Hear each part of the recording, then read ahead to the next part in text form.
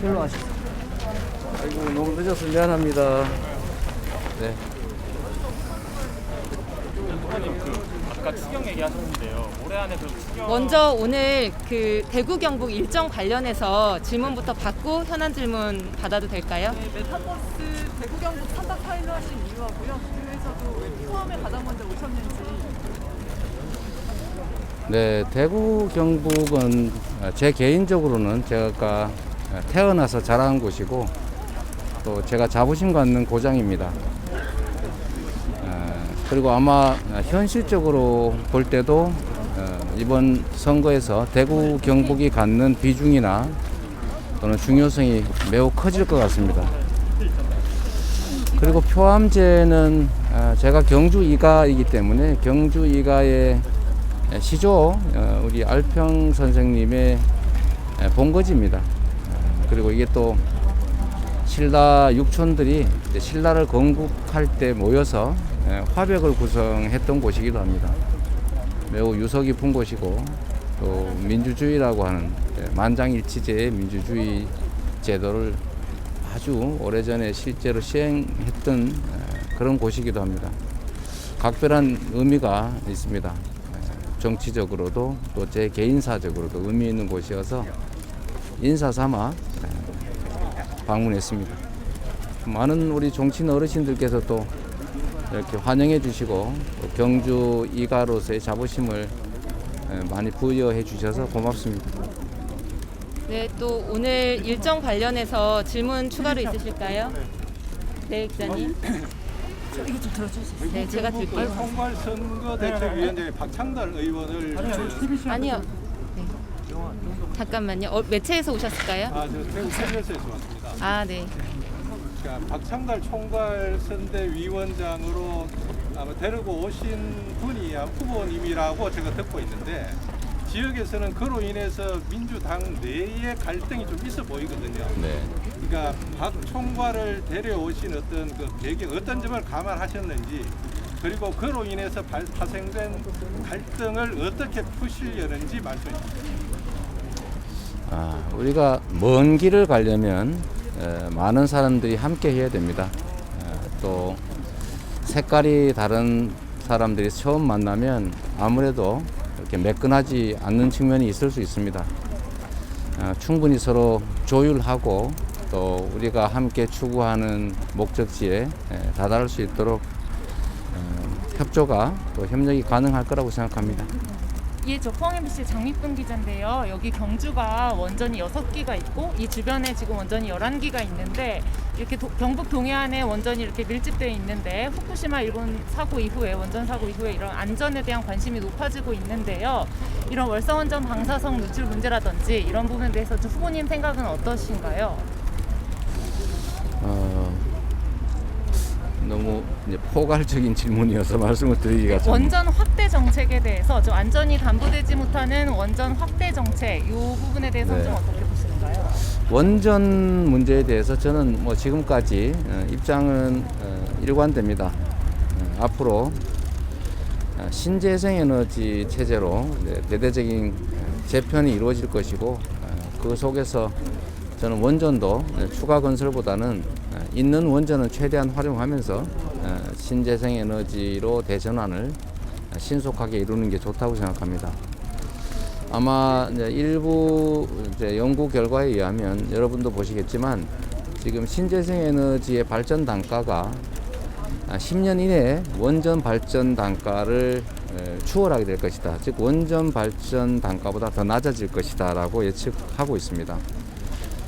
지금은 이제 원전이 발전 단가가 싼 건 사실인데 이게 위험 비용 또 아주 오랜 기간에 이제 핵 폐기물을 후손들이 관리하면서 위험을 감수해야 된다, 비용을 지출해야 된다는 점까지 고려하면 특히 이제 후쿠시마 원전 사고를 이제 고려하면 결코 싼 에너지라고 보기가 어렵습니다.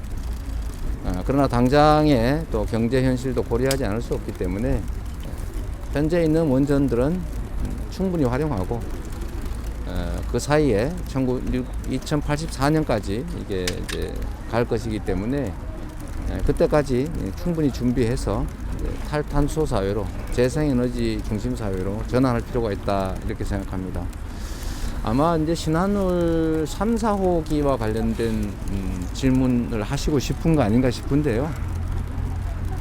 신한울 3, 4호기는 이제 경계 지점이 있는 거죠. 이미 짓고 있는 원전이냐, 계획한 원전이냐, 그 경계 지점이 있어서 지금 문재인 정부에서는 이제 공론화 과정을 거쳐서 결국은 3, 4호기는 짓지 않는 걸로 지금 중단되어 있긴 합니다.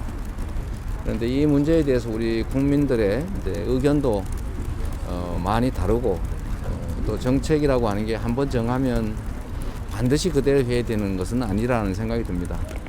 한번 정했다고 상황이 변하고 또 국민들의 이 나라 주권자들의 의사가 변했는데도 그냥 밀어붙이는 것은 벽상호라고 할 수 있겠죠. 그래서 유연하게 이 문제는 우리 국민 여론과 또 우리가 현재 닥치고 있는 경제 현황 또 에너지 전환의 상황 등을 고려해서 다시 한번 수기할 필요가 있다고 생각합니다. 그럼 마지막으로 다음 하나만 질문 여쭤보겠습니다. 다른 분한테 좀 질문 기회를 드릴게요. 마지막으로 한 번만 드릴게요. 그 월성원전에서 이제 올초에 삼중 수소 미안합니다. 네, 다른 이 거 부분에 할게요. 대해서 다른 기자님들이 손을 많이 드셔서. 추경 말씀하셨는데요. 그게 올해 안에 추경을 통해 당장 소상공인 손실보상 복수 지원하자는 저는 윤석열 후보께서도 이제 50조 원 지원 말씀을 하셨고 또 김종인 총괄선대위원장께서도 이제 취임하자마자 제 일성으로 가장 중요하다고 생각해서 하신 말씀이 아닐까 싶은데 100조 원 지원 말씀을 하셨습니다. 전 세계에서 GDP 대비 지원액이 가장 적은 나라가 대한민국이고 지금 김종인 총괄선대위원장께서 말씀하시는 100조 원의 추가 지원을 해도 다른 나라들의 평균적인 지원액에도 미치지 못합니다. 그리고 우리 소상공인들을 포함해서 우리 국민들께서 너무 많은 희생을 치렀고 정부가 감당해야 될 몫을 우리 국민들 자영업자들이 희생을 치르면서 대신 부담을 치른 겁니다. 그래서 말이 나왔으니 후퇴하지 마시고 저는 이게 이번 100조 원 지원 사업이 국민의힘 그리고 윤석열 후보 선대위에 진심이 뭔지를 보여주는 바로미터 리트머스 시험지라고 생각합니다. 저는 이분들이 실제로 지원할 생각은 없으면서 빈말로 표를 얻기 위해서 하는 그야말로 비닐공짜 공약이 아니겠느냐 하는 의심을 조금은 합니다. 그러나 그러지 않기를 바라는 것이고 내가 당선되면 그때 가서 지원하겠다. 지금은 못하겠다. 라고 하는 것은 결국 표를 얻기 위해서 국민을 기만하는 것일 가능성이 높다는 것입니다. 6개월 후 또 내년 대선이 끝난 후보다는 지금이 훨씬 더 어렵고 그래서 지금 나중에 하겠다고 말할 게 아니라 지금 할 수 있는 지원책을 집행해야 됩니다. 그래서 임시회도 열고 여야 협의도 해서 이미 말씀하신 100조 원 지원을 어떤 방식으로 어떤 절차를 거쳐서 할지 최대한 신속하게 집행하는 방법을 찾아야 되고 저도 당의 임시회 소집 등을 통해서 절차를 마련하고 또 정부 당국에 촉구하고 또 실질적인 지원 방안이 어떤 게 더 나은지를 검토하도록 지시해 놓은 상태입니다. 뒤로 빠지지 마시고 국민들을 나 찍어주면 지원하고 나 안 찍어주면 지원 안 하겠다 이런 식으로 위협하거나 유혹하거나 기만하지 마시기를 바랍니다.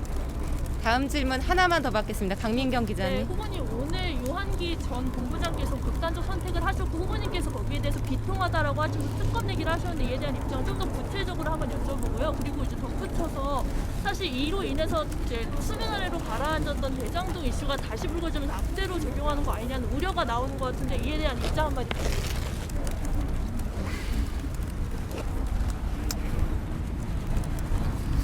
안타까운 일이고요. 어쨌든 뭐 명복을 빕니다. 근데 수사라고 하는 게 정말 성역 없이 필요한 부분을 다 했으면 좋겠는데 진짜 큰 혐의점들은 다 놔두고 자꾸 주변만 이렇게 문제 삼다가 이런 사고가 난 게 아닌가 하는 아쉬움이 있습니다. 저는 이 사건의 처음부터 끝까지 저는 뭐 특검이든 뭐 국정조사든 다 가려봤으면 좋겠다는 게 제 생각입니다.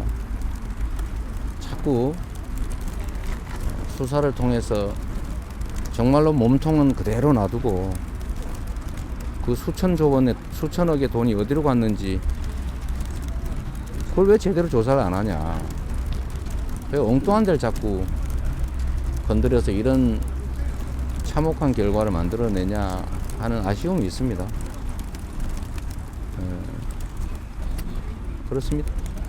네, 고맙습니다. 여기까지 하겠습니다. 감사합니다. 감사합니다.